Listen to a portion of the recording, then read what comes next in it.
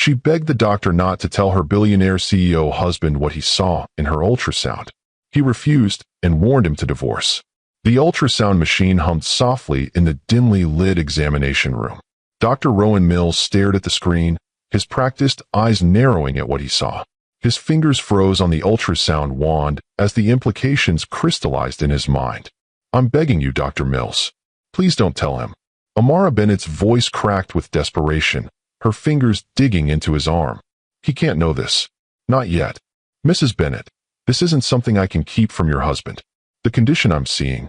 You don't understand what he'll do," she whispered, tears streaming down her face. "Xavier isn't the man everyone thinks he is. If you tell him this, he'll leave me." Dr. Mills set the wand down and turned to face his patient. "Your condition is high risk, but not impossible. With proper care and monitoring." He doesn't want high risk. He wants perfection, a flawless vessel for his precious legacy.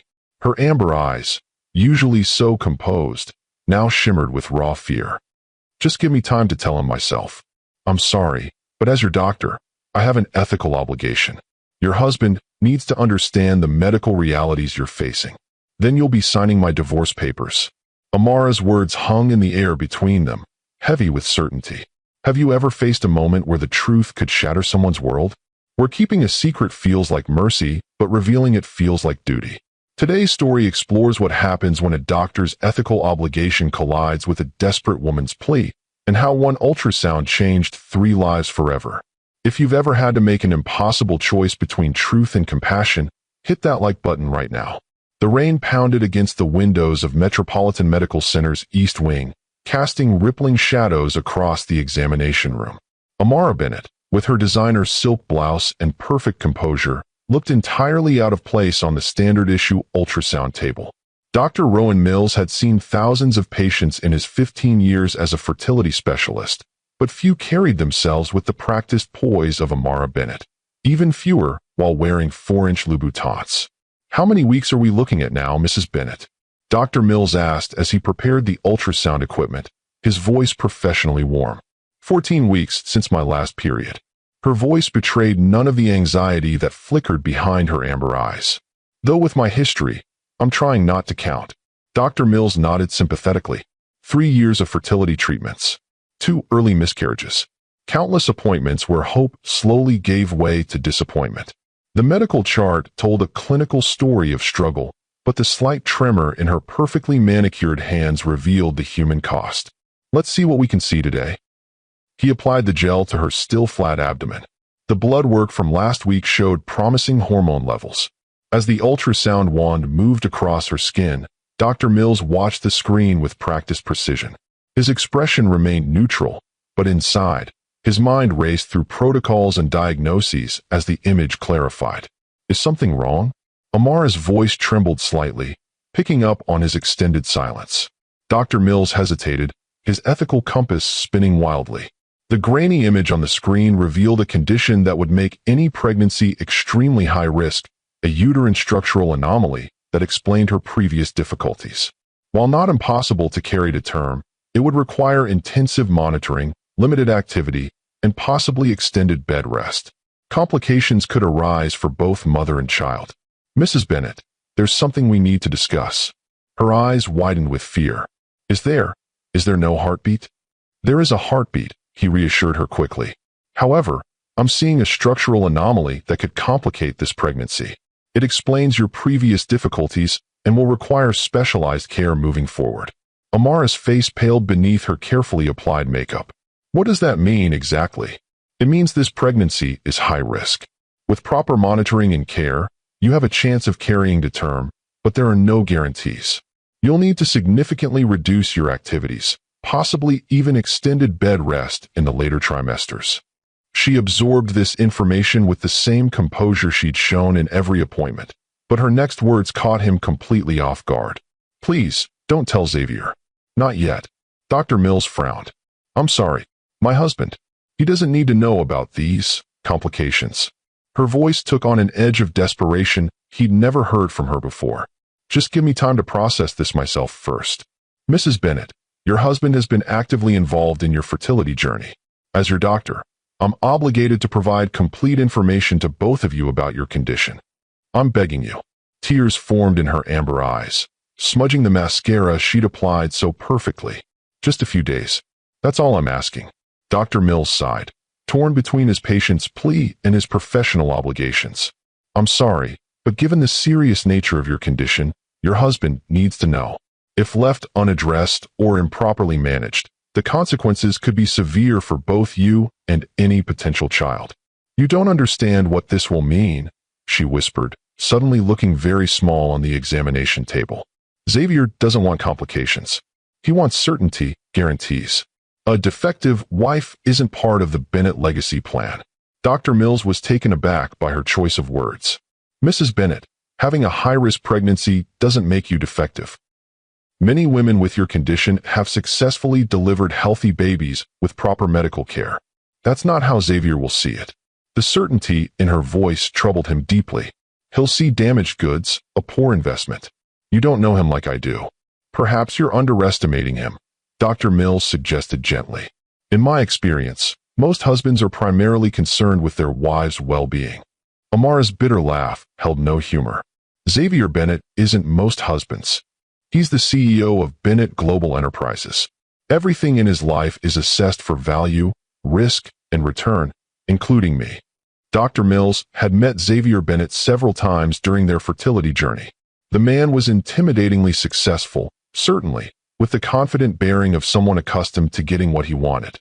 But he'd seemed genuinely invested in the treatments, accompanying Amara to key appointments, asking informed questions. "I have his board meeting in my calendar, not our anniversary," Amara continued, her voice hollow. "He has spreadsheets tracking my cycle more accurately than I do.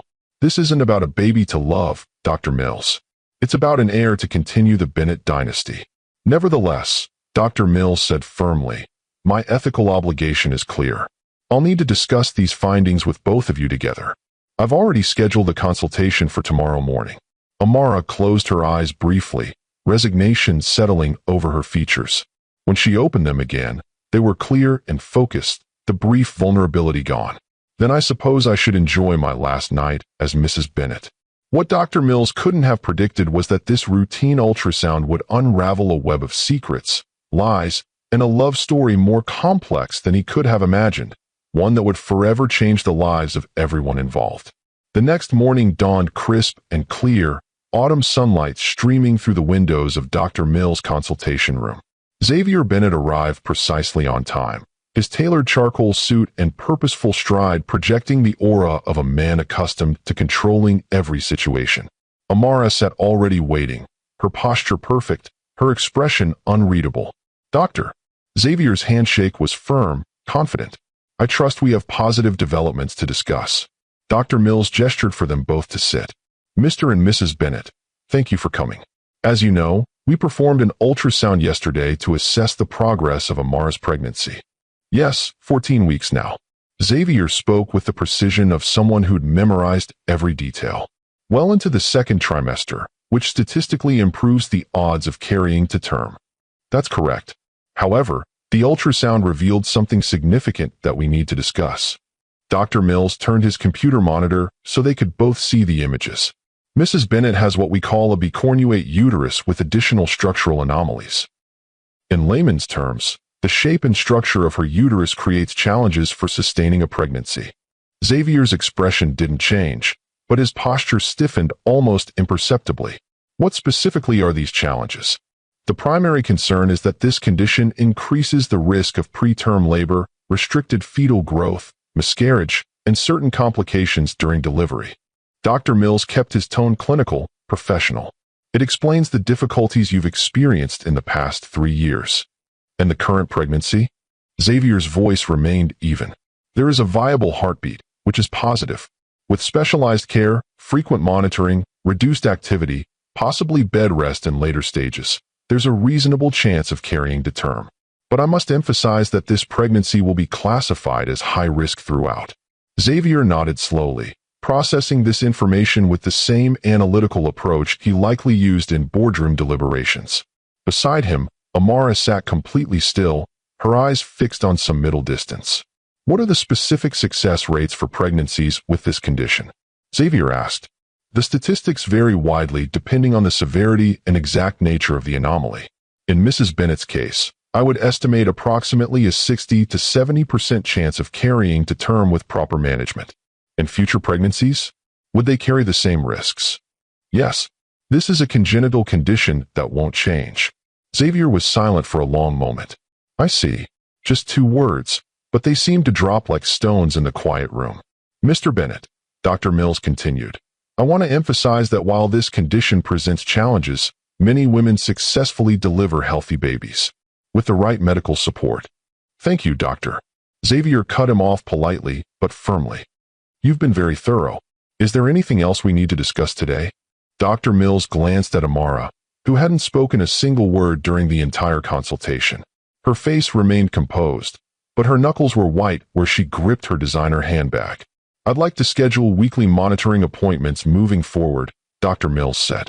And I'll provide detailed information about activity restrictions and warning signs to watch for. Of course.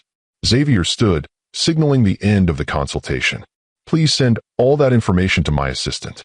We'll review it carefully. As they prepared to leave, Dr. Mills addressed Amara directly. Mrs. Bennett, do you have any questions about your condition or the management plan? For a moment, something flickered behind her eyes, fear, resignation, or perhaps a silent plea. Then it was gone, replaced by the perfect composure she wore like armor. No, doctor. You've been very clear. Dr. Mills watched them leave, Xavier's hand resting lightly on the small of Amara's back in a gesture that looked supportive to casual observers. But something about the rigidity in Amara's spine made Dr. Mills wonder if that touch felt more like a brand than a comfort. 3 days later, Xavier Bennett called to cancel all future appointments. His assistant explained that they would be exploring other medical options. When Dr. Mills tried to reach Amara directly to ensure she understood the risks of discontinuing specialized monitoring, his calls went unanswered. It would be 7 years before he saw Amara Bennett again. The Bennett estate sprawled across 5 acres of manicured perfection, a monument to wealth and privilege that had never felt like home to Amara. She sat on the edge of their king-sized bed, staring at the negative pregnancy test in her trembling hands, not the one from Dr. Mills' office, but one she'd taken this morning, hoping against hope that the doctor had somehow been wrong. Still nothing. Xavier's voice cut through the silence as he entered the bedroom, his 6-foot frame impeccably dressed in a tailored suit despite the late hour. The fertility specialist said it could take time, Amara replied softly, not meeting his gaze. With the new treatment. It's been 3 years, Amara. Xavier's voice had the same cold precision he used in boardrooms when cutting underperforming assets. 3 years of specialists, treatments, procedures. Perhaps it's time to accept reality. What reality? The question hung between them like a blade. That you can't give me what I need. The words sliced through her heart with surgical precision. Amara finally looked up at her husband, searching for any trace of the man who had once held her through the night after each disappointment, who had promised they would face this journey together.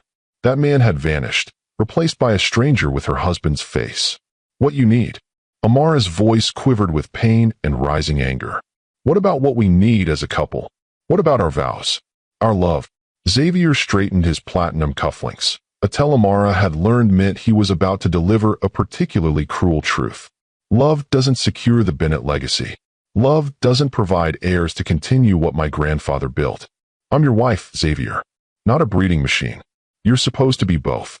His steel blue eyes held nothing but cold disappointment. My mother was right. I should have chosen someone more suitable. Suitable. Amara felt her throat tighten. Your mother has despised me from day one because I'm not from your world. Because my parents were teachers, not millionaires. Because you can't fulfill the one function that matters to our family's future. Xavier poured himself a drink, his movements deliberate and controlled.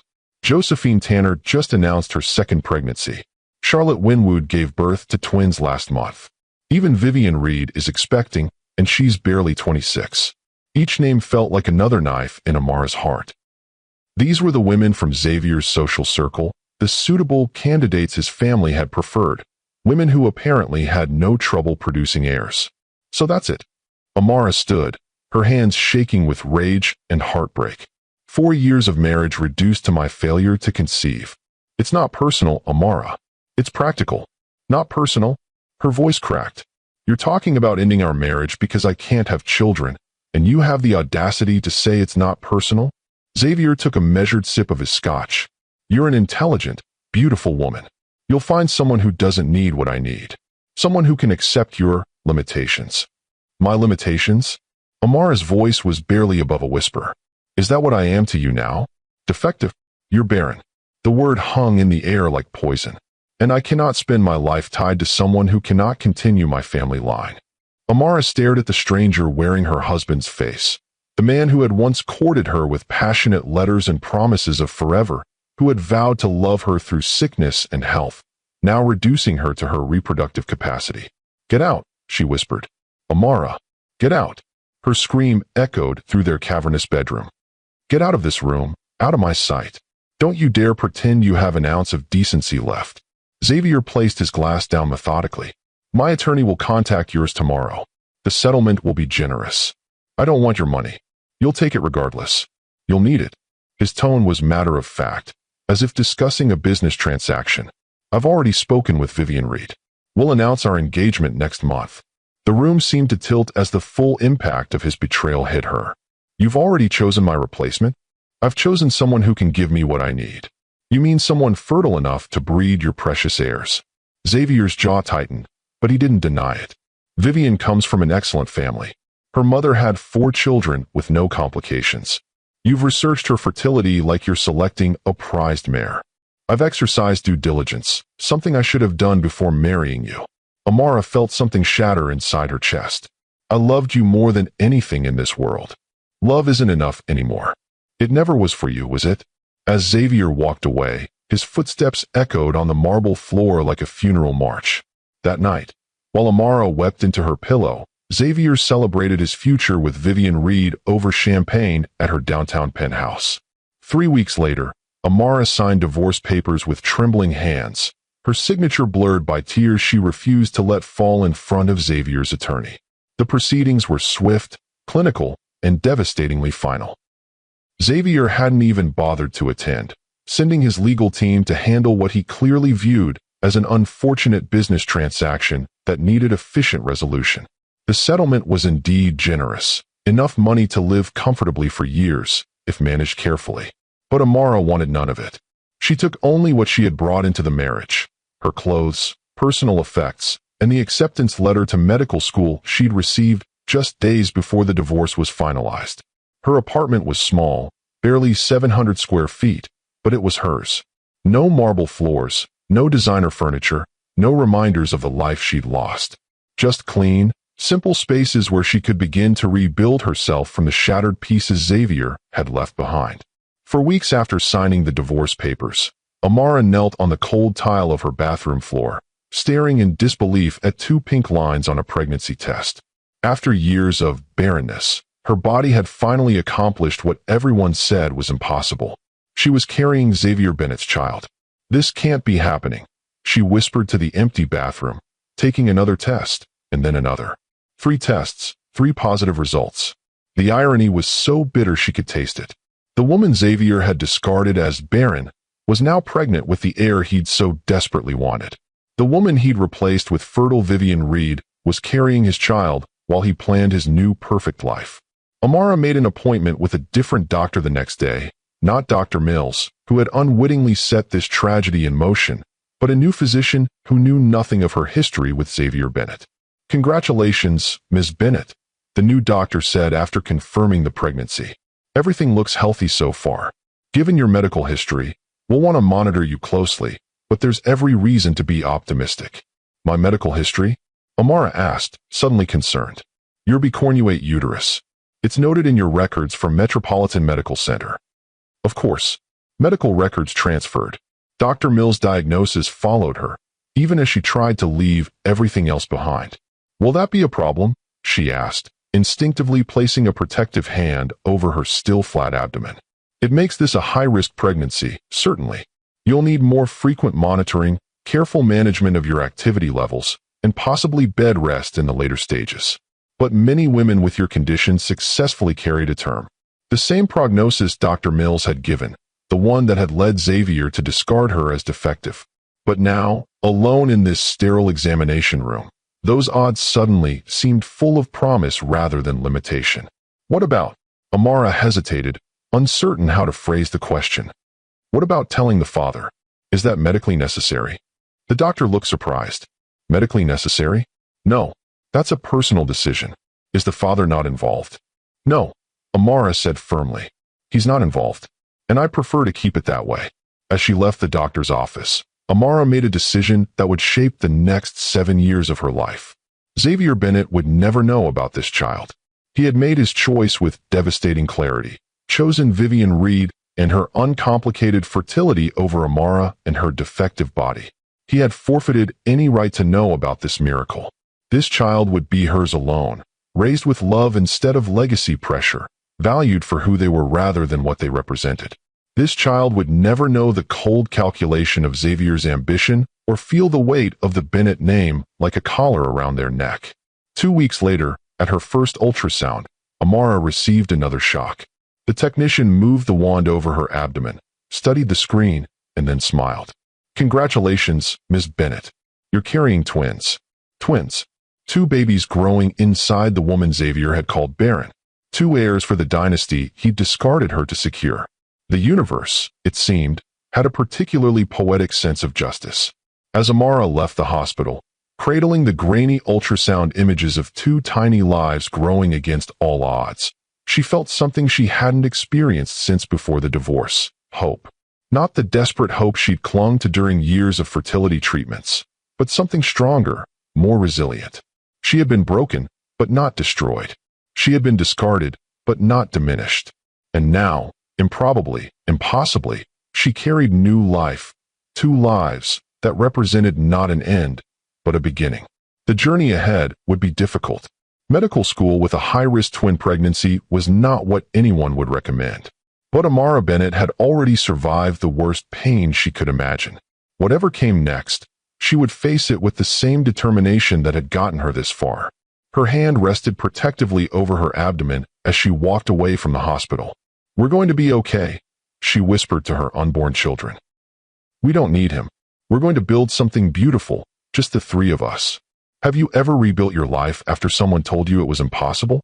Share your story in the comments below, because I believe the most powerful healing comes when we share our journeys of resilience with each other.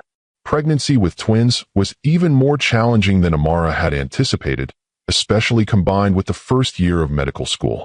Morning sickness struck with relentless precision during 8 a.m. anatomy lectures. Her ankles swelled during lengthy laboratory sessions. Study sessions extended late into the night, her textbooks propped on her growing belly as she highlighted key passages with one hand and ate saltine crackers with the other. Her condition required weekly monitoring, each appointment a stark reminder of the risks she faced. The doctors spoke in careful, measured tones about preterm labor, restricted growth, and delivery complications. But they also spoke of heartbeats, strong, steady, miraculous heartbeats that defied the statistics Xavier had found so damning. By her 6th month, Amara was placed on modified bed rest, attending classes remotely and watching recorded lectures from her small apartment. Fellow medical students she barely knew rallied around her, dropping off notes and meals, offering encouragement and support that Xavier had never provided during their fertility struggles.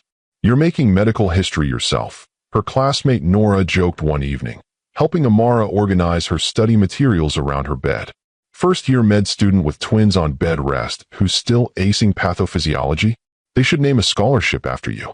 "I'd settle for 8 consecutive hours of sleep without bathroom breaks," Amara replied with a tired smile. At 34 weeks, 6 weeks before her due date, Amara's water broke during a virtual biochemistry lecture.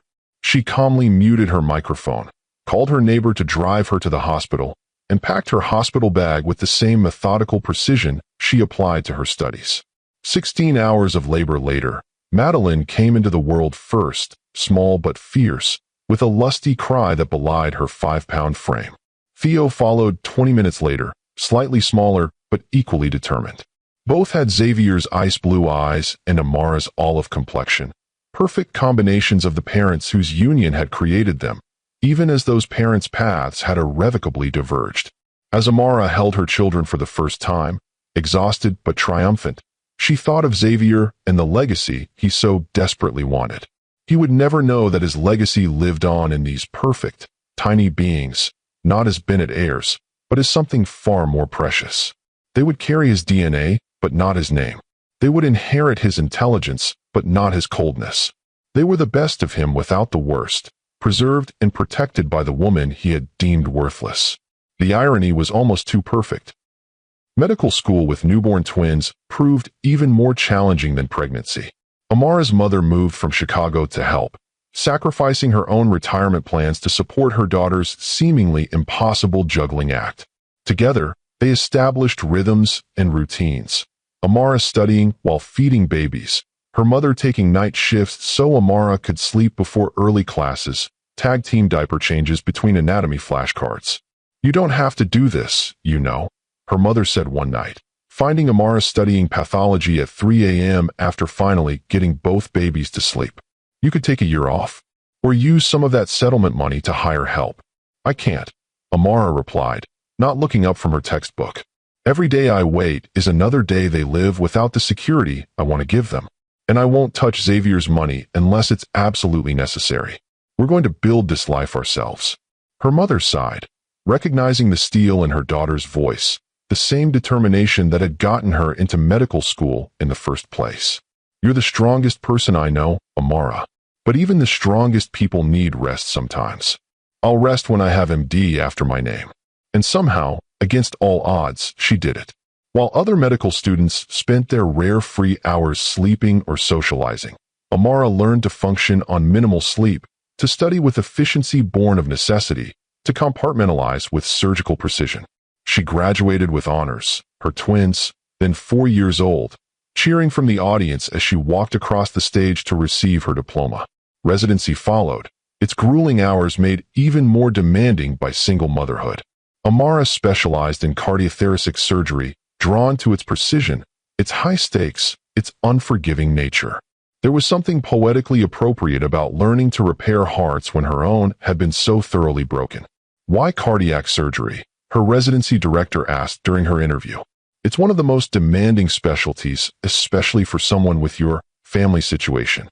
"Because the heart is resilient," Amara replied without hesitation. "It can be damaged, even devastated, but with the right care, it can heal and function again." I find that incredibly hopeful.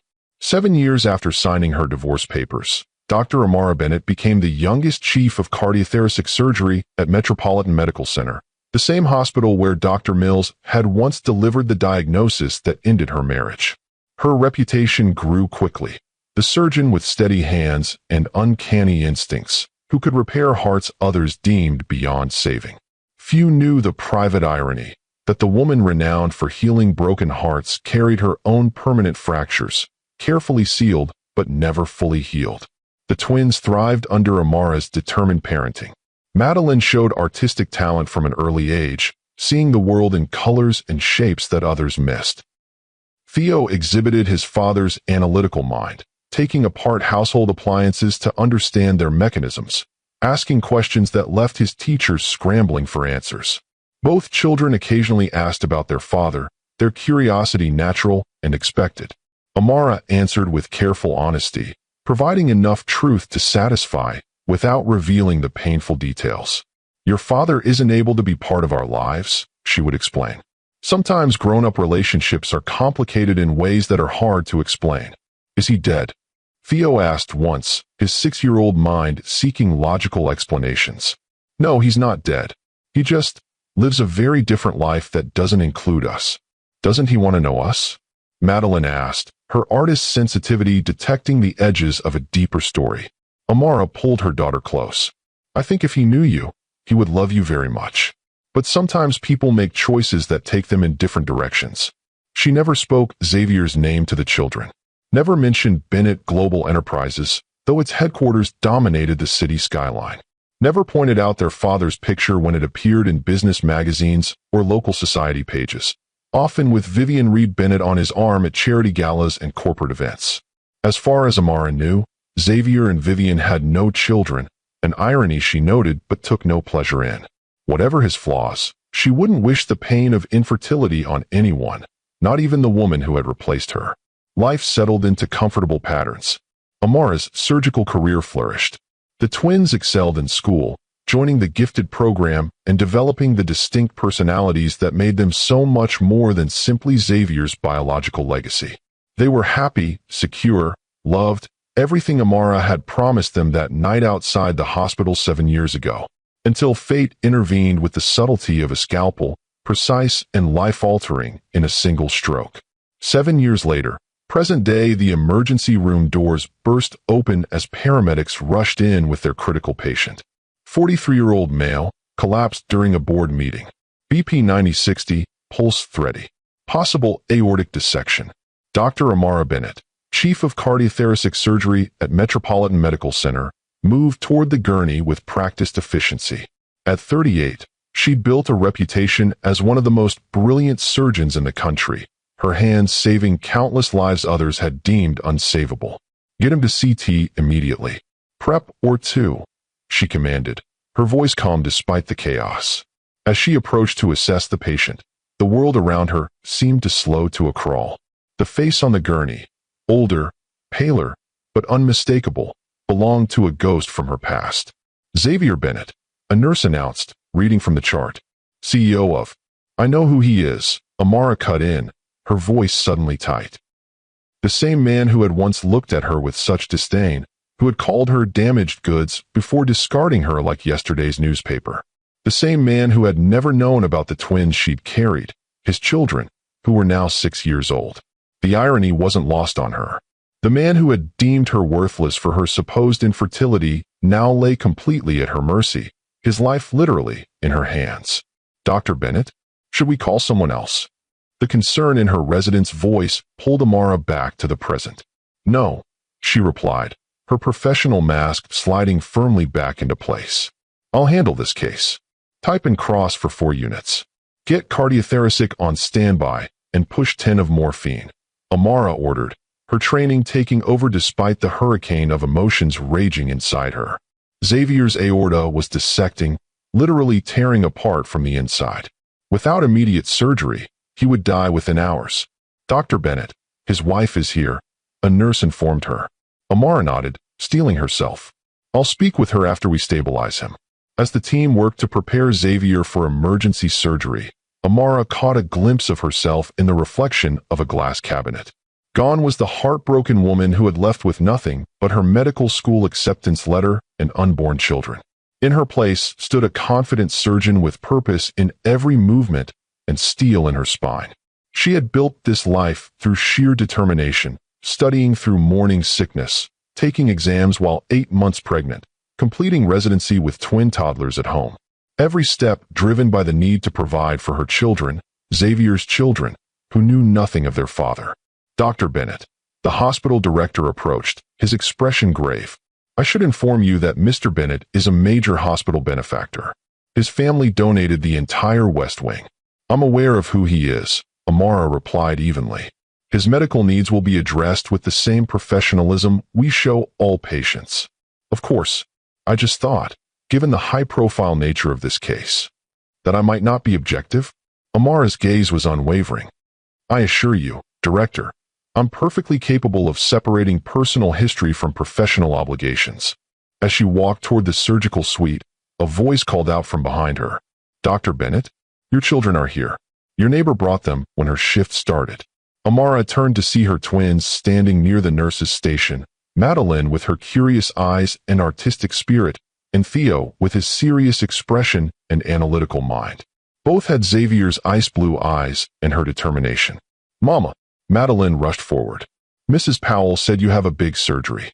Amara knelt to their level, momentarily overwhelmed by the resemblance they bore to the man lying in her oar. Yes, sweetie. Mama has to help someone very important. Will they be okay? Theo asked, always concerned about others.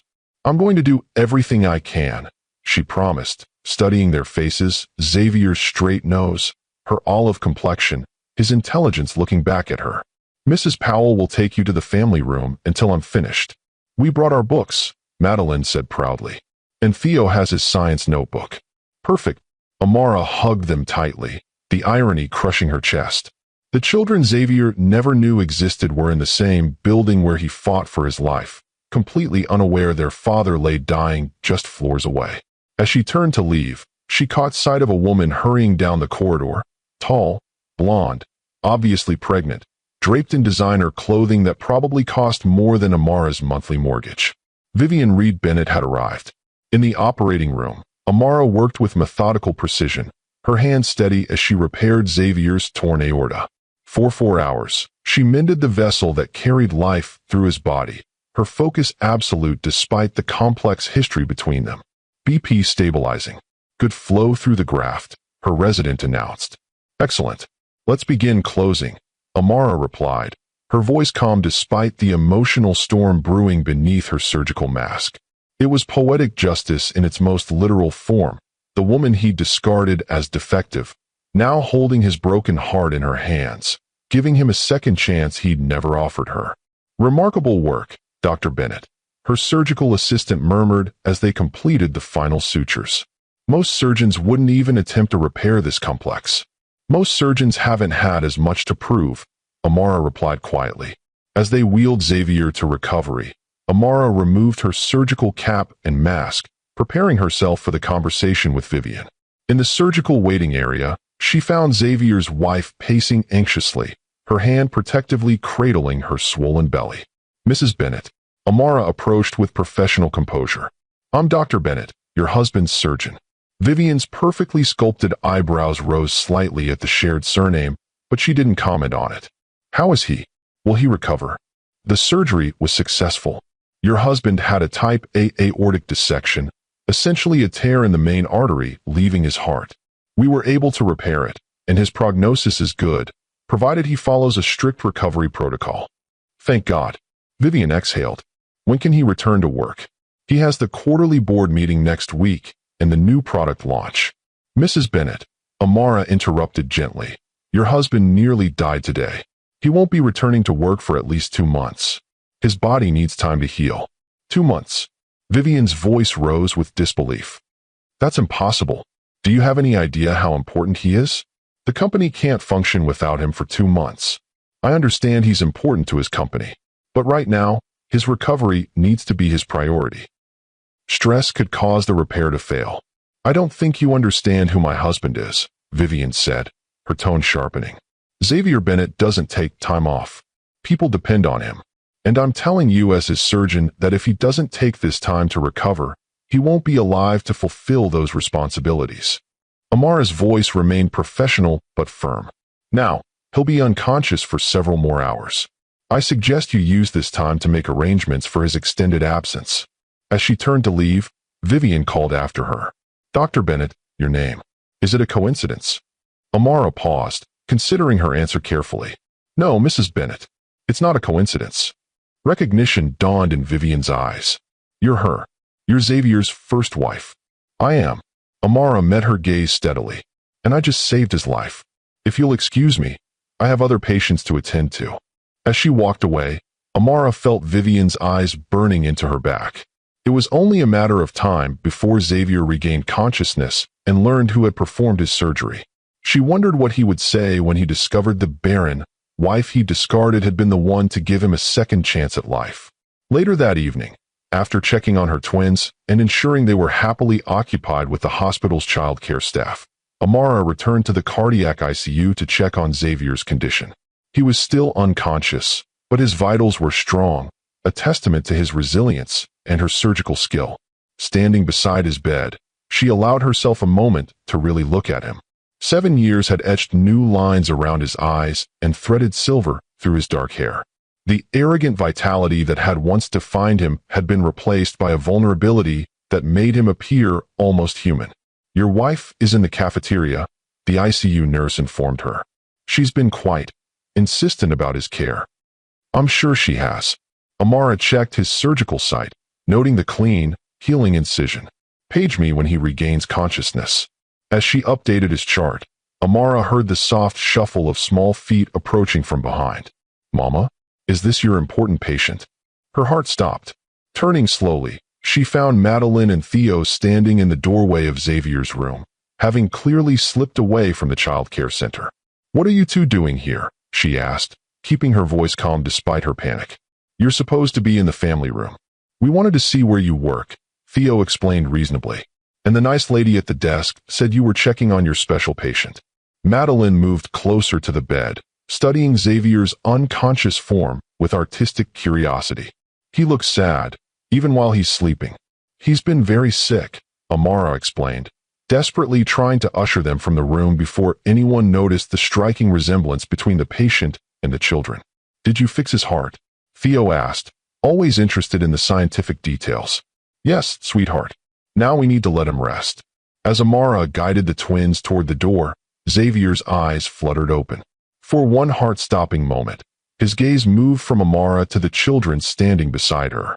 She saw confusion in his expression, followed by a dawning recognition that made her blood run cold. Amara. His voice was rough from the breathing tube. Are they? We need to go, Amara said quickly to the twins. My patient needs to rest. But it was too late. Xavier was fully awake now, his eyes, the same ice blue as the twins, fixed on the children with an intensity that couldn't be ignored. They're mine, aren't they? He whispered hoarsely. They're my children. Madeline looked up at Amara with confusion. Mama? Why did the sick man say that? Before Amara could answer, Vivian appeared in the doorway, her expression shifting from relief at seeing Xavier awake to shock as she took in the scene before her, her husband, his ex-wife, and two children who were unmistakably Bennett's. What is going on here? Vivian demanded. I think, Xavier said slowly, his eyes never leaving the twins, that I'm meeting my children for the first time. The room fell silent as 7 years of secrets collapsed around them. Amara's instincts screamed to protect her children, to whisk them away from this collision of past and present. But Madeline and Theo stood rooted to the spot, their young minds trying to process what they'd just heard. Mama, Theo asked, his analytical mind already working through the implications. Is he saying he's our father? Time seemed to stop as all eyes turned to Amara. She had prepared for many emergencies in her life, medical crises, surgical complications, the 1,000 small disasters of single parenthood, but not this. Not the sudden, unplanned revelation of the truth she'd guarded for 7 years. Children, she said with remarkable steadiness, this is a complicated grown-up situation that we should discuss privately. Why don't we go back to the family room, and I'll explain. They deserve the truth, Amara. Xavier's voice was weak but determined. I deserve the truth. You deserved nothing, she hissed, low enough that only he could hear. You gave up any rights when you called me defective and threw me away. Vivian stepped fully into the room, one protective hand on her belly, the other braced against the doorframe. Xavier, what is this? Who are these children? They're mine, he said simply, his eyes never leaving the twins. Ours, he amended, glancing at Amara. Madeline, always the most direct of the two, approached Xavier's bed with fearless curiosity. If you're our father, why haven't we ever met you before? The simple question, delivered with a child's unvarnished directness, seemed to physically pain Xavier. He looked to Amara, clearly uncertain how to answer. That's enough, Amara said firmly. Madeline, Theo, come with me now. We'll talk about this somewhere else. But Mama, Theo began. Now, Amara repeated, using the tone that both children knew better than to challenge. She ushered them toward the door, pausing only to address Xavier and Vivian. Mr. Bennett needs rest. I suggest you both respect that medical necessity. As they left the ICU, Amara heard Vivian's voice rising in distress behind them, demanding explanations Xavier was likely too weak to provide. It didn't matter. The damage was done. The careful barriers she'd constructed between her past and present had shattered in an instant, leaving her to navigate the wreckage with two confused 6-year-olds looking to her for answers. Mama, is that man really our father? Theo asked as they walked toward the elevator. Amara took a deep breath. Yes, he is. His name is Xavier Bennett, and he's your biological father. Why didn't you tell us? Madeline's voice held hurt rather than accusation. It's complicated, sweetheart. Your father and I, we were married a long time ago, before you were born. We separated, and he didn't know about you. He didn't know about us? Theo's logical mind struggled with this concept. How could he not know? They reached the family room, blessedly empty at this late hour. Amara sat on the small couch, drawing her children close on either side of her. Sometimes, when grown-ups separate, things are left unsaid. I found out I was pregnant with you too after your father, and I had already divorced. By then, he had moved on with his life, and I made the decision to raise you by myself. But why wouldn't you tell him? Madeline persisted. Didn't he have a right to know? The question struck Amara with painful irony. The same question she'd been asked by Dr. Mills years ago, now echoed innocently by her daughter. At the time, I believed I was protecting all of us, she said carefully. Your father had made it clear he wanted a different kind of life than what I could offer. But we're his kids, Theo said, his young face serious. Doesn't he want us? He didn't know you existed, Amara reminded him gently. And now that he does, well, we'll have to see what happens next. Is he going to be part of our lives now? Madeline asked, her artist's imagination already sketching possibilities. I don't know, sweetheart. That's something we'll all need to figure out together. As the twins peppered her with more questions, about Xavier, about his life, about why he looked sad even while sleeping, Amara felt something shifting inside her. The protective wall she'd built around her children was crumbling, and she had no blueprint for what came next. Out in the hospital garden, watching her twins play near the fountain while her world imploded around her. 3 hours had passed since the confrontation in Xavier's room. 3 hours of explanations, accusations, and revelations that had left everyone reeling. Mind if I join you? She looked up to find Dr. Rowan Mills, the fertility specialist who had seen her through her pregnancy years ago, standing beside the bench. Please. She gestured to the empty space beside her. I could use a friendly face right now. Rowan sat down, his kind eyes taking in her exhausted expression. I heard Xavier Bennett is your patient, and that he's met the twins. News travels fast. Amara sighed. I always wondered if you ever told him about the pregnancy. I didn't. Amara watched as Madeline showed Theo how to make a paper boat to float in the fountain. After that ultrasound, after you wanted to tell him about my condition, the one that made pregnancy high risk, but not impossible, Rowan finished. I remember. You begged me not to tell him, and then you warned him to divorce me anyway. Rowan shook his head. I never told him to divorce you, Amara. I told him your condition required specialized care if you wanted children, that you needed support, not abandonment. Amara turned to him, genuinely surprised. What? After our consultation, I spoke with Xavier privately. I told him your condition would make pregnancy challenging but not impossible, and that what you needed most was his emotional support through the process. I never suggested divorce. In fact, I specifically emphasized the importance of reducing your stress levels, not increasing them. But he told me you'd confirmed I was defective, that the risks were too great. Those were his words, not mine. Rowan's expression was troubled. I'm sorry, Amara. I had no idea he'd twisted my medical assessment that way. Amara absorbed this revelation with growing anger. So he used your diagnosis as an excuse. He'd already decided to leave me for someone more suitable, and my condition just gave him the justification he needed. It seems that way. Rowan paused, watching the twins play. They're beautiful children, perfect in every way. They are.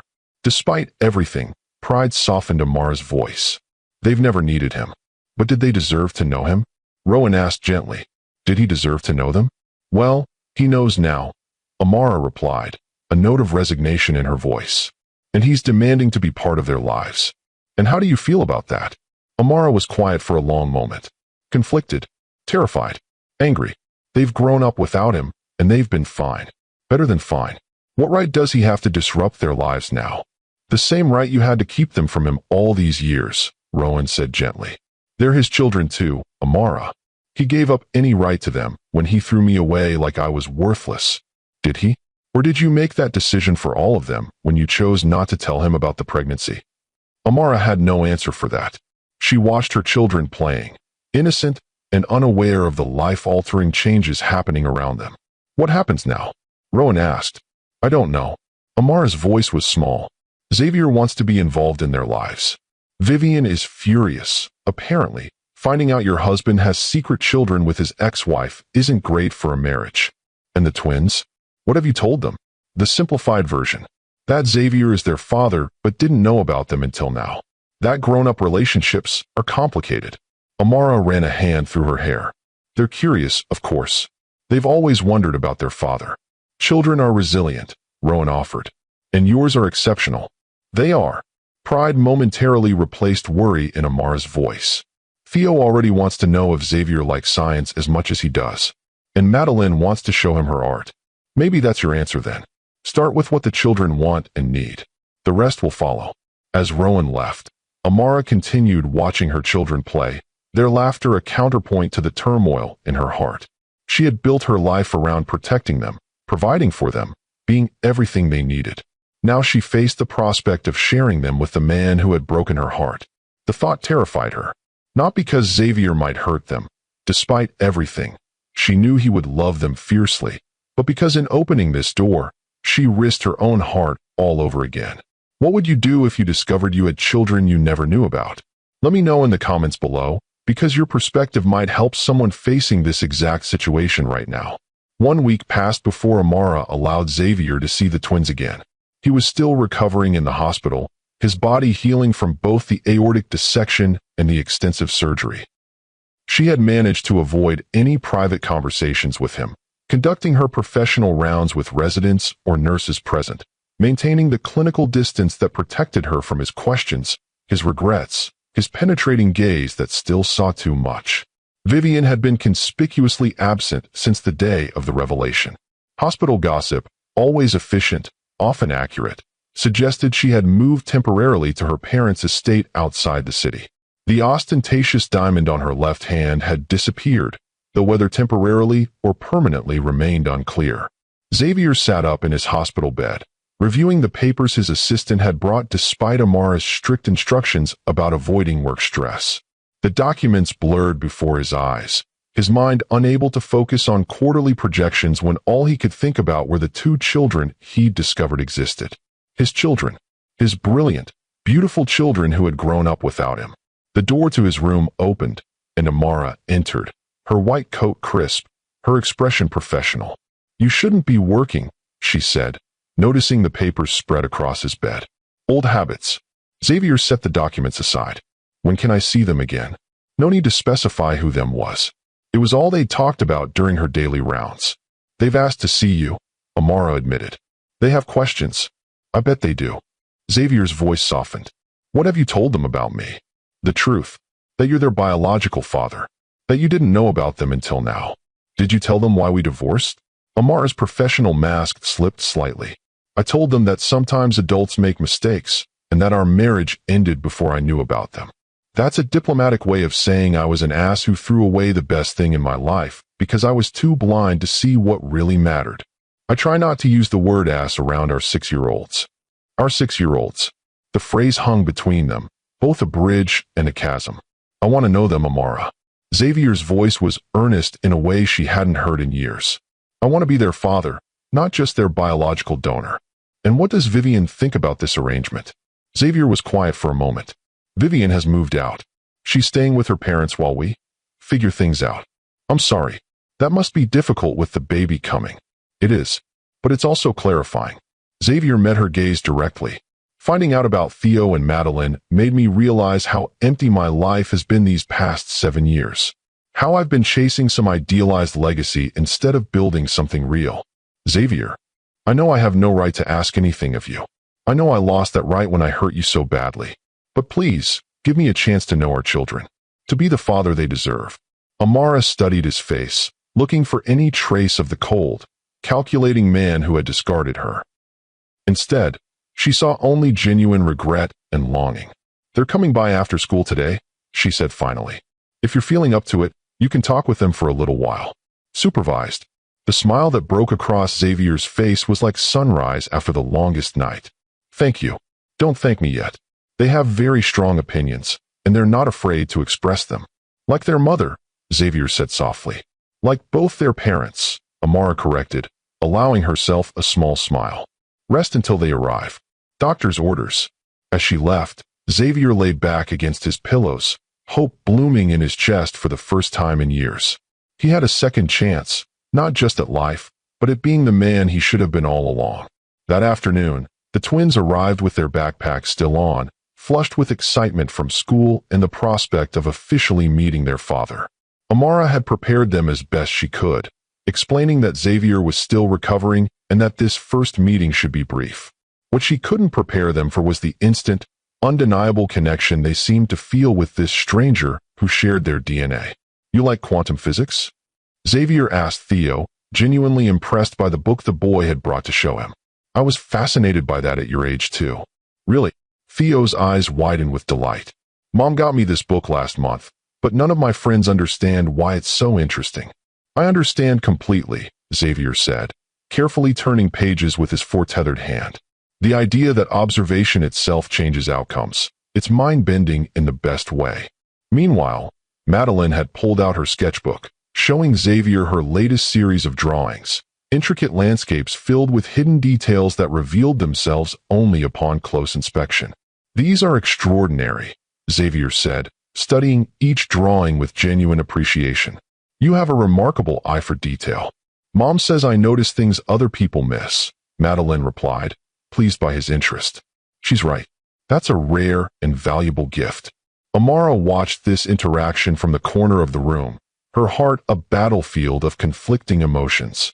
The ease with which Xavier connected with the twins was both beautiful and painful to witness. He spoke to them not as children to be patronized, but as unique individuals to be discovered, matching his conversation to their interests with natural grace. This was the Xavier she had fallen in love with years ago, thoughtful, engaged, genuinely curious about the world and the people in it. Before ambition and family expectations had hardened him, before he had reduced her to her reproductive function, he had been this man, the one who could see the extraordinary in others and nurture it with genuine appreciation. "Are you going to live with us now?" Madeline asked abruptly, with the directness that was so characteristic of her. Xavier glanced at Amara, clearly uncertain how to answer. "No, sweetheart. I don't live with you and your mom. I have my own home. But you're our dad," Theo reasoned. "In books, dads live with their kids." "Sometimes they do," Xavier agreed carefully. "But sometimes families have different arrangements. What matters most is that people care about each other, not where they live." "Do you care about us?" Madeline asked, her artist's perception cutting straight to the heart of the matter. "Very much," Xavier answered without hesitation. "More than I can possibly explain. Even though you just met us." Theo's logical mind sought to understand. "Even though I just met you." Xavier's voice grew husky with emotion. "Sometimes you can recognize the most important people in your life immediately, even if you've only just met them." Amara cleared her throat, determined to maintain boundaries despite the emotional current flowing through the room. "I think that's enough for today. Your father needs to rest, and you two have homework. Can we come back tomorrow?" Theo asked eagerly. "Please," Madeline added. Xavier looked to Amara, letting her set the terms. It was a small gesture of respect, but one that didn't go unnoticed. "We'll see," Amara replied, the standard parental non-answer that bought time without making promises. "For now, say goodbye." To her surprise, both children hugged Xavier carefully, mindful of his 4 lines and surgical incision. The look on his face as he embraced them, wonder, gratitude, and a profound tenderness, pierced through Amara's protective walls with unerring precision. As they left the hospital room, Theo walking slightly ahead with Amara, Madeline hung back for a moment. Amara heard her whisper to Xavier, "Don't worry. Mom pretends to be tough, but she's actually really nice. She'll let us come back." Xavier's quiet laughter followed them down the hall, a sound Amara had almost forgotten existed. 3 days later, Xavier was discharged from the hospital with strict recovery instructions. Amara had arranged for a private nurse to assist him at home, maintaining her professional distance while ensuring his medical needs were properly addressed. The twins had visited him twice more before his discharge, each meeting strengthening the tentative bonds forming between father and children.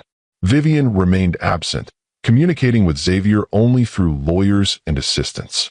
The tabloids had caught wind of the story. How could they not, when it involved one of the city's most prominent business figures? But so far, the details remained mercifully vague. "Health scare forces Bennett CEO to reassess priorities" was the most common headline, with only the more sensationalist outlets hinting at marital troubles. Amara had managed to keep the twins shielded from the public attention, a feat made easier by the fact that they didn't share Xavier's last name. To the world, they were Madeline and Theo Bennett, Dr. Bennett's children, not the secret heirs to the Bennett business empire. 2 weeks after Xavier's discharge, Amara agreed to his request for a meeting, not at the hospital, not at either of their homes, but at a neutral coffee shop near the twins' school. She arrived precisely on time to find him already waiting, looking more like himself in tailored casual clothes, though still noticeably thinner from his ordeal. "Thank you for coming," he said as she slid into the seat across from him. "You said it was important," she replied, accepting the coffee he'd ordered for her, almond milk latte, 1 sugar, exactly as she'd always taken it. The fact that he remembered such a small detail after 7 years was both touching and unsettling. "I wanted to talk about the twins, about how we move forward from here." Amara took a sip of her coffee, using the moment to compose her thoughts. "What exactly are you proposing?" "I want to be part of their lives, Amara. Not just occasional visits or holiday appearances, but really part of their lives. I want to attend their school events, help with homework, teach Theo about physics, and encourage Madeline's art. I want to be their father in every sense that matters." "And how do you see that working, practically speaking?" "I'd like to establish a regular visitation schedule. Perhaps weekends with me, holidays shared between us. I have no intention of disrupting the stability you've created for them. You've done an extraordinary job, Amara. They're incredible children." "They are," she agreed, pride momentarily overriding caution. "But introducing you as a permanent fixture in their lives is a significant change. I need to be certain you're committed to this for the long term, that you won't lose interest when the novelty wears off or when your other obligations take precedence." Xavier's expression grew serious. "You mean Vivian and the baby?" "Among other things, yes. Vivian and I are separating," Xavier said quietly. "She's filing for divorce." Despite herself, Amara felt a twinge of sympathy. "I'm sorry. That can't be easy, especially with a child on the way." "It's not. But it's also not unexpected. Our marriage was never built on the right foundation. Finding out about Theo and Madeline just brought that truth into sharper focus." "And the baby?" "I'll support my child, financially and emotionally. I've made that clear to Vivian. But I won't continue a marriage that was fundamentally flawed from the start." Amara studied him over the rim of her coffee cup. "And what was that flaw exactly?" "That I married her for all the wrong reasons." Xavier met her gaze directly. "I married her because she fit the profile of what the Bennett heir's wife should be. Because she came from the right family, moved in the right circles, and yes, because she could theoretically provide the uncomplicated pregnancy I thought I needed." "Theoretically?" A shadow crossed Xavier's face. "Vivian and I have been trying for 5 years. This pregnancy is the result of our 3rd round of IVF." The irony was almost too perfect. Amara felt no satisfaction in this revelation, only a profound sense of how circular life could be. "I'm sorry," she said, and meant it. "Infertility is painful, regardless of who experiences it." "Yes, it is." Xavier's voice was quiet. "It gave me a bitter taste of my own medicine, I suppose, to be on the other side of that particular struggle." They sat in silence for a moment, the years between them both vast and insignificant. "I've changed, Amara," Xavier finally said. "Not just because of the heart surgery or discovering the twins. Those were catalysts, certainly, but the change has been happening for years. Watching my life become exactly what I thought I wanted, only to realize it was hollow at the core. People don't change that fundamentally, Xavier. Don't they? Haven't you? The Amara I knew 7 years ago couldn't have performed the surgery that saved my life. She couldn't have raised 2 extraordinary children while becoming one of the most respected surgeons in the country. We're all capable of transformation, given the right circumstances." Amara couldn't argue with that logic. She herself was living proof that reinvention was possible. "What exactly are you asking for?" she said finally. "A chance. A chance to be the father that Theo and Madeline deserve. A chance to show you that I'm not the same man who hurt you so deeply. And if I say no?" Xavier's expression was pained but resolute. "Then I'll respect your decision. But I hope you won't. Not for my sake, but for theirs. They deserve to know their father, flawed as he may be." Amara thought of the twins' faces after meeting Xavier, how they'd peppered her with questions about him for days afterward. How Theo had started carrying his quantum physics book everywhere, proudly telling anyone who would listen that his father understood it too. How Madeline had created a new series of drawings featuring a tall figure with ice blue eyes. "I'll agree to supervised visitation," she said finally. Once a week to start. We'll see how it goes from there. The relief on Xavier's face was palpable. Thank you, Amara. I promise you won't regret this. Don't make promises you can't keep, she warned. Just show up. Be consistent. Put them first, not your company, not your social obligations, not whatever else you have going on in your life. That's all I ask. I will. His voice held the same determination she remembered from years ago, when he'd set his mind to acquiring a particularly challenging company. They're my priority now. My only real priority. As Amara left the coffee shop, she couldn't shake the feeling that she'd just opened a door that could never be closed again. For better or worse, Xavier Bennett was back in her life, not as her husband, but as her children's father. The distinction was crucial, a boundary she would need to maintain with vigilance if she wanted to protect her heart from the man who had broken it so thoroughly once before. The weeks that followed established new patterns in all their lives. True to his word, Xavier was consistent, devoted, and unfailingly respectful of the boundaries Amara set. He never missed a scheduled visit with the twins, arriving with thoughtful gifts that spoke to their individual interests rather than showy displays of wealth. For Theo, books on advanced science concepts and build-it-yourself robot kits. For Madeline, professional-grade art supplies and tickets to museum exhibitions. More importantly, he gave them his undivided attention. During his visits, his phone remained silenced and ignored, a dramatic change for a man who had once been surgically attached to his devices. He listened to their stories with genuine interest, celebrated their achievements with uninhibited pride, and treated their concerns, no matter how small, with complete seriousness. After a month of supervised visits at public places, Amara tentatively agreed to allow Xavier to take the twins to his home for an afternoon.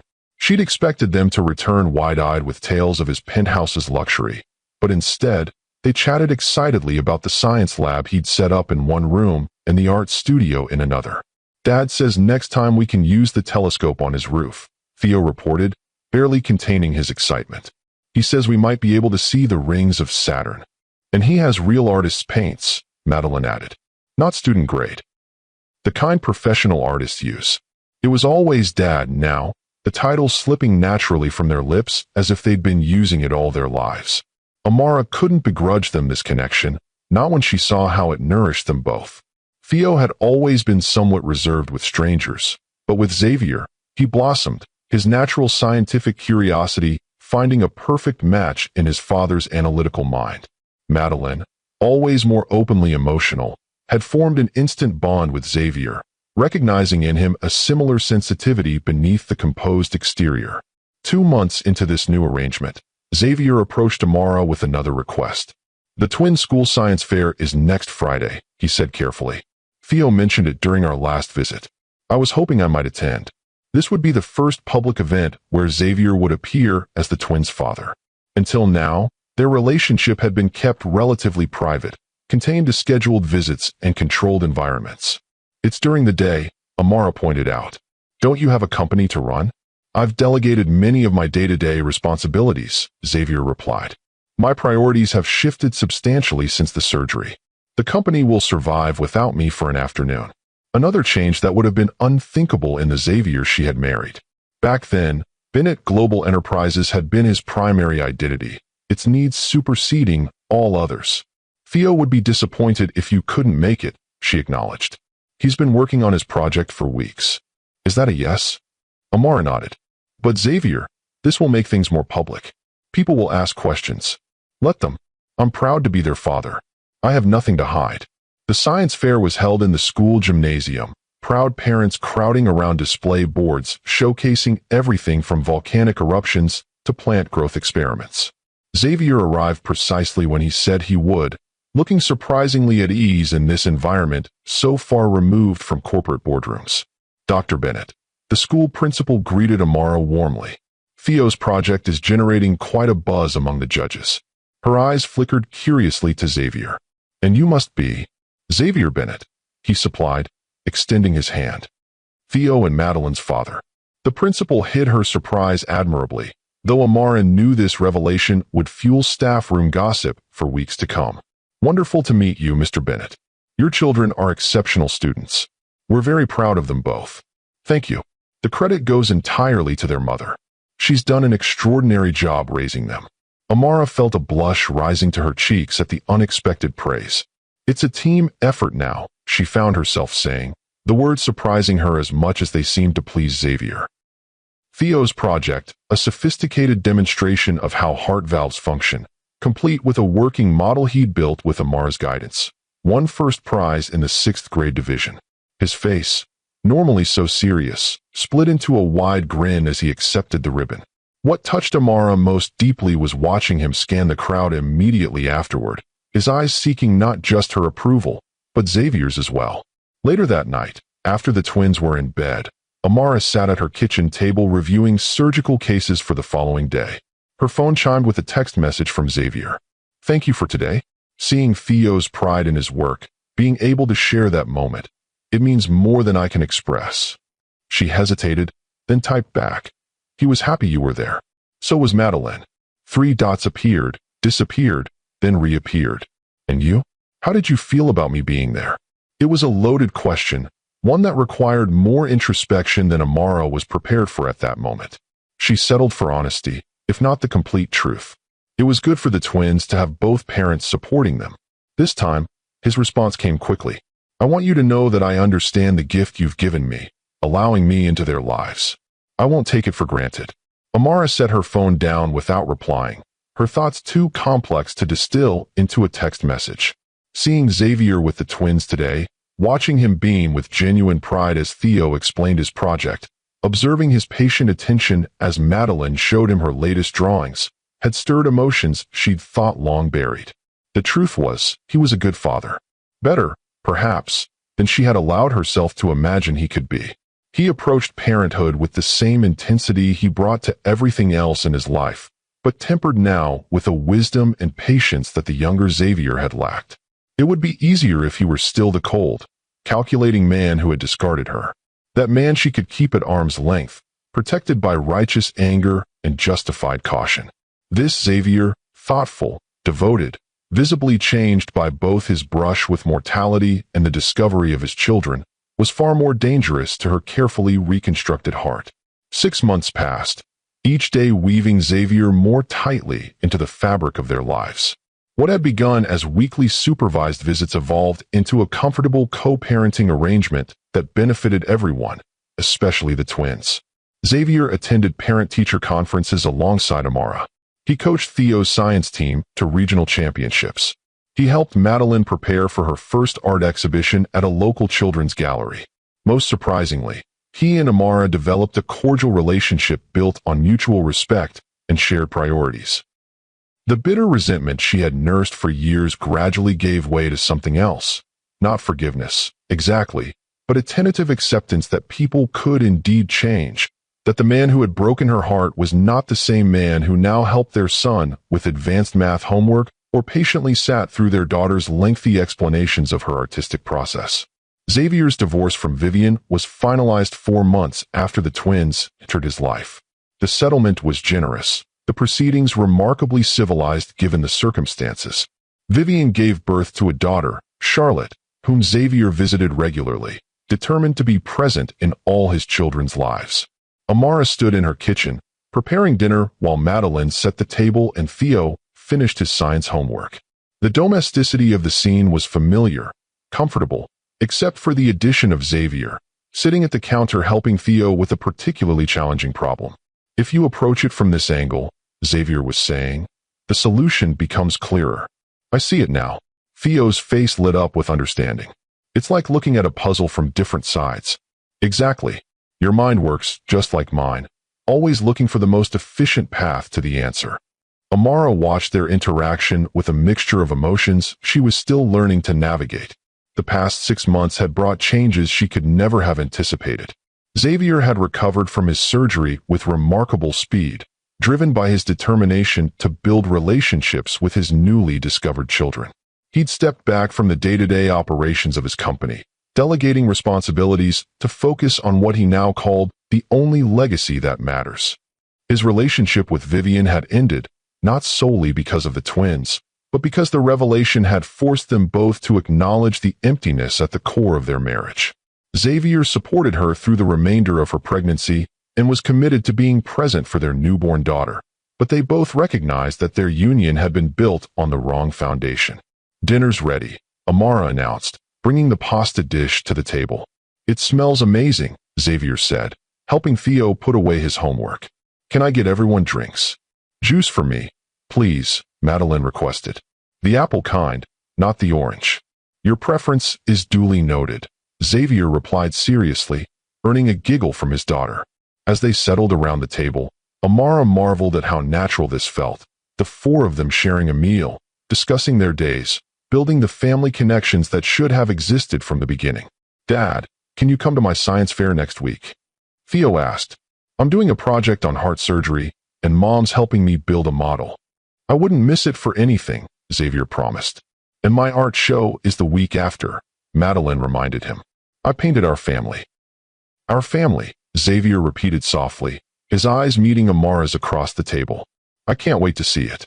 After dinner, when the twins were engrossed in their bedtime reading, Xavier helped Amara with the dishes, a domestic task that would have been beneath him in their previous life together. "Thank you," he said quietly. "For dinner? It was just pasta. For giving me a second chance with them. For letting me be part of their lives despite everything I did to you." Amara placed the last plate in the dishwasher before responding. "I didn't do it for you. I did it for them." "I know. That's what makes you an extraordinary mother." Xavier hesitated before continuing. "And what makes me hope that someday, you might find it in your heart to forgive me." "I have forgiven you, Xavier." Amara turned to face him. "Forgiveness was necessary for my own healing. But forgiveness doesn't mean forgetting. I don't want you to forget. I want you to see that I'm not that man anymore. That losing you, and then nearly losing my life, taught me what really matters." "And what really matters?" she asked. "Love. Family. Being there for the people who need you." Xavier's voice was low with emotion. "Things I was too blind to value when I had them." Amara studied his face, the face she'd once loved more than her own life, the face she'd seen in her children every day for 6 years. She saw genuine change there, hard-won wisdom etched alongside the surgical scar that had given him a second chance. "I'm not saying we could ever go back," Xavier continued carefully. "But maybe we could move forward. Build something new, something better, for ourselves and our children." "Xavier, I'm not asking for an answer now.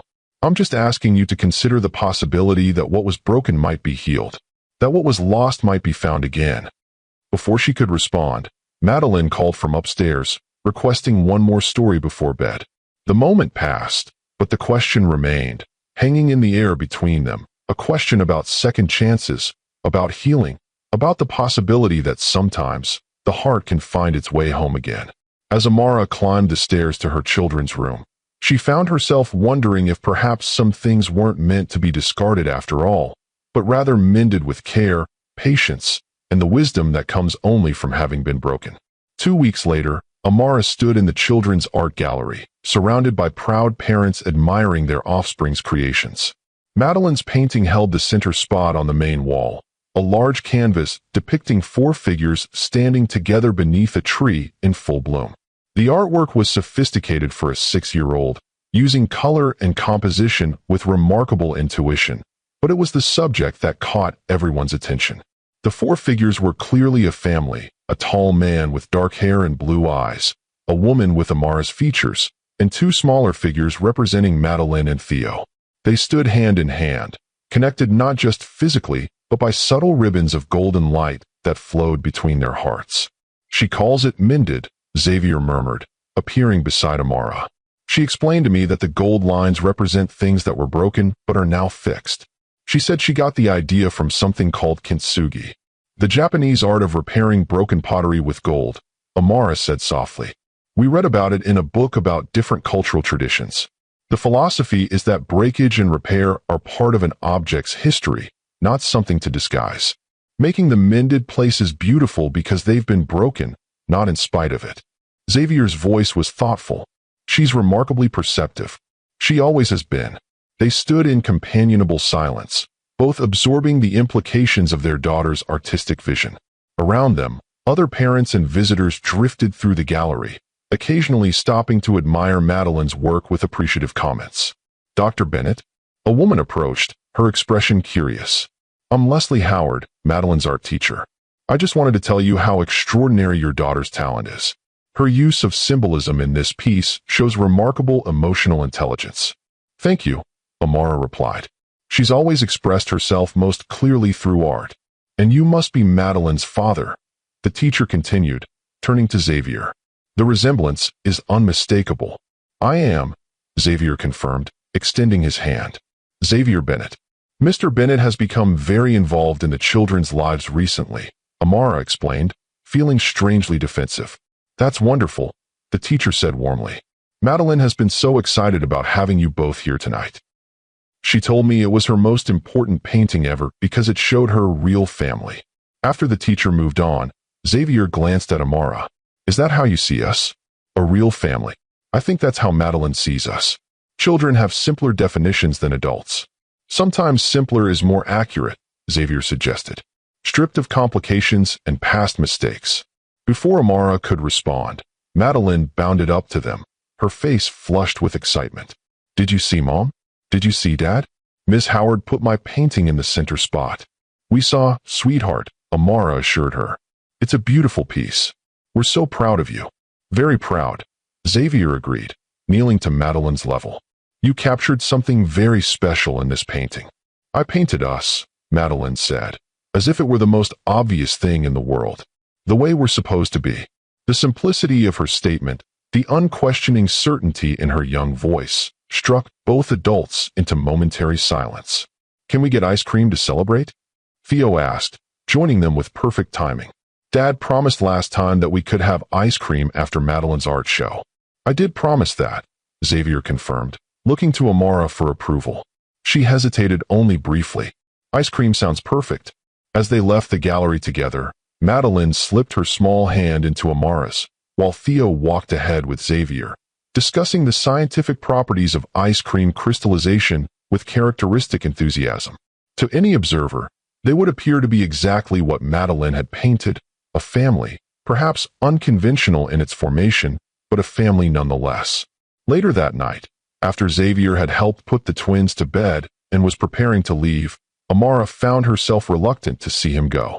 They had fallen into comfortable routines over the past months, co-parenting with increasing harmony, building something neither of them had anticipated. "Madeline's painting," she said suddenly, as Xavier gathered his coat. "It made me think about what you said, about moving forward instead of going back." Xavier paused, giving her his full attention.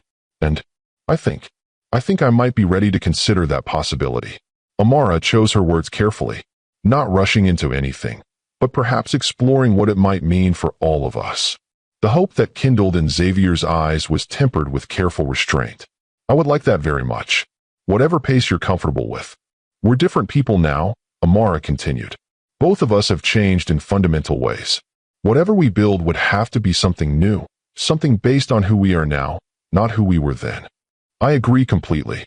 Xavier stepped closer, but maintained a respectful distance. "For what it's worth, I like who you've become, Amara. The strength, the confidence, the remarkable mother and surgeon. I admire the woman you are now even more than I love the woman you were then." Amara felt something shift inside her, a wall carefully constructed over 7 years developing its first significant crack. "The twins have school conferences next week. Maybe afterward, we could have dinner.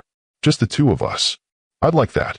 Xavier's smile was warm but contained, as if he understood the magnitude of what she was offering. No pressure, no expectations. Just two people getting to know each other again. As he left, Amara stood in her doorway watching him walk to his car, struck by the strange circularity of life. 7 years ago, Dr. Mills had seen something in an ultrasound that had changed everything, a medical condition that Xavier had used as justification to discard her. Now, that same defective woman had saved his life, given him the children he'd so desperately wanted, and was cautiously considering giving him a second chance he arguably didn't deserve. Perhaps Madeline's artistic intuition had captured something profoundly true, that sometimes the places where we've been broken and mended become the strongest, most beautiful parts of who we are. That sometimes what looks like an ending is merely a painful but necessary step toward a different beginning. The morning of their dinner arrived with unexpected nervousness for Amara. It had been 7 years since she'd been on anything resembling a date, and longer still since she'd shared a meal alone with Xavier without the buffer of children or the clinical context of a hospital. She changed outfits 3 times before settling on a simple blue dress that highlighted her eyes, professional enough to maintain dignity, but elegant enough to acknowledge the significance of the evening.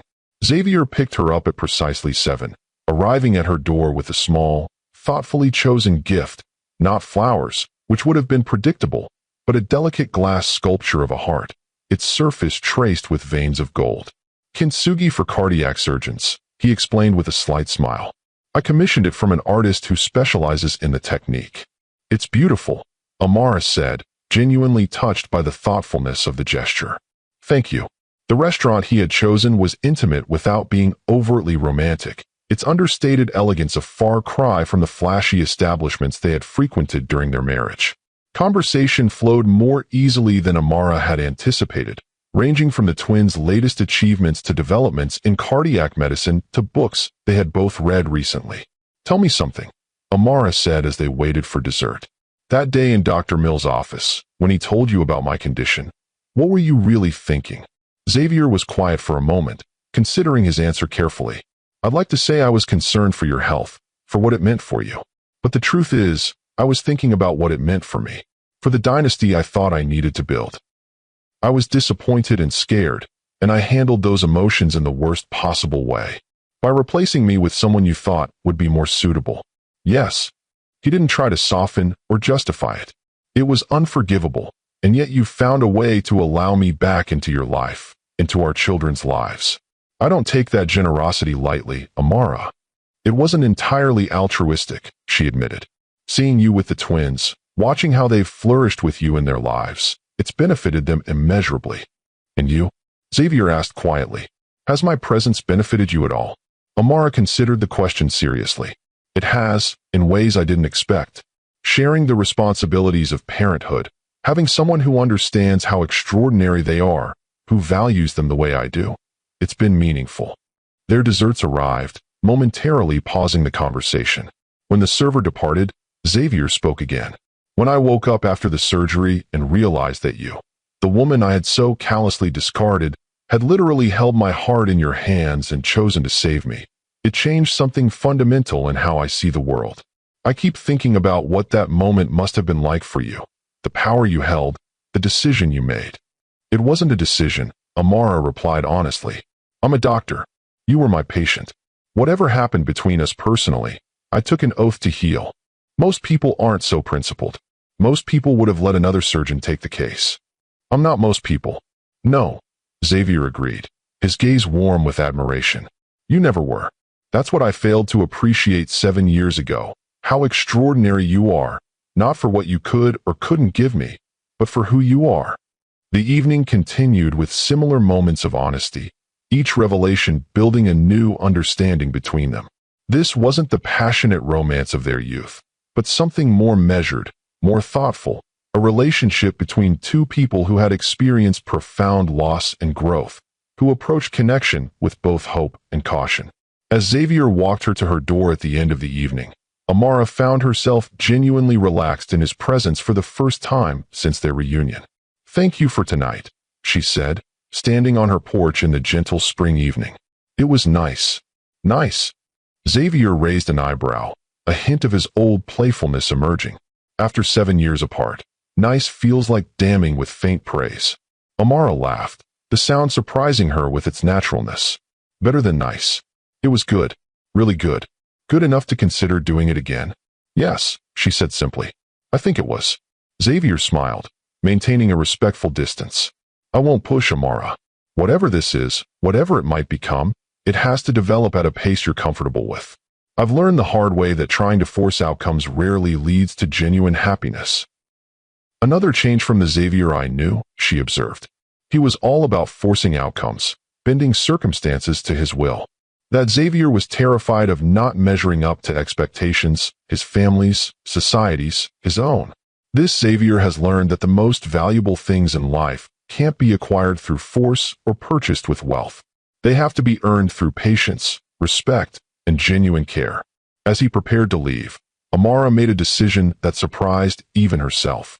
She stepped forward and hugged him, not passionately, not romantically, but with genuine warmth. He returned the embrace carefully, as if holding something precious and fragile. "Good night, Xavier," she said as they separated. "Good night, Amara." He stepped back, his expression a mixture of hope and restraint. "I'll see you at Theo's baseball game on Saturday. I'll be there."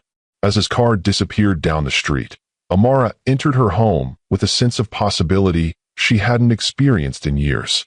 Whatever was developing between them, this tentative, careful reconnection, wasn't a return to what was, but the potential beginning of something entirely new. Something built not on youthful passion or social expectation, but on mutual respect, shared love for their children, and the hard-won wisdom that comes only from having survived profound disappointment. She placed the glass heart he had given her on her mantle, where the light caught its golden veins, transforming what might have been flaws into something beautiful. Perhaps, she reflected, hearts work the same way, becoming stronger and more beautiful not despite their breaks, but because of how they healed. 1 year later, the Bennett family gathered in the backyard of their new home, not Xavier's penthouse or Amara's modest house, but a fresh start they had chosen together. The twins, now 7, raced around the garden with their half-sister Charlotte, teaching the toddler how to chase butterflies with gentle patience. Amara stood on the patio, watching her children play in the late afternoon sunlight. She felt Xavier's approach before she saw him, a familiar presence that brought comfort rather than the painful tension of their past. "Penny for your thoughts," he said, standing beside her. "Just thinking about how far we've come," she replied. "A year ago, I could never have imagined this. That we'd be remarried, or that the children would be so happy together. Both, I suppose." Amara smiled as Madeline gently guided Charlotte's hand to touch a flower. "Though technically, we're newly married, not remarried. Different people, different relationship." "Semantics," Xavier teased, slipping his arm around her waist. "But you're right. What we have now is nothing like what we had before. It's deeper, more honest, built on stronger foundations." Their journey back to each other had been measured and thoughtful, progressing from co-parenting to friendship to cautious romance. They had dated for 6 months before Xavier proposed, not with an ostentatious diamond like the first time, but with a simple ring engraved with the Japanese character for kintsugi, a recognition of their broken and mended history. Their wedding had been small and intimate, with the twins serving as best man and maid of honor, Charlotte as flower girl, and Dr. Mills, whose ultrasound had unwittingly set their entire story in motion, among the honored guests. "Do you ever wonder what would have happened if I'd told you about the pregnancy 7 years ago?" Amara asked, watching the children play. "Sometimes," Xavier admitted. "But I'm not sure the man I was then would have been ready to be the father they deserved. I needed to lose everything to understand what really mattered. And what really matters?" It was a question she had asked him before, but one whose answer evolved with time. "This," he said simply, gesturing to their children, their home, the life they had built together. "Not the Bennett legacy as my family defined it, but this legacy, 3 amazing children, a wife who challenges and completes me, work that feels meaningful rather than obligatory, a life of purpose and connection." Amara leaned her head against his shoulder, contentment warming her from within. "I never thought I'd say this, but I'm grateful for that ultrasound. For Dr. Mills seeing what he saw, for all of it, even the painful parts. They led us here. To think, I nearly lost all of this because I couldn't see past my own narrow definition of what mattered."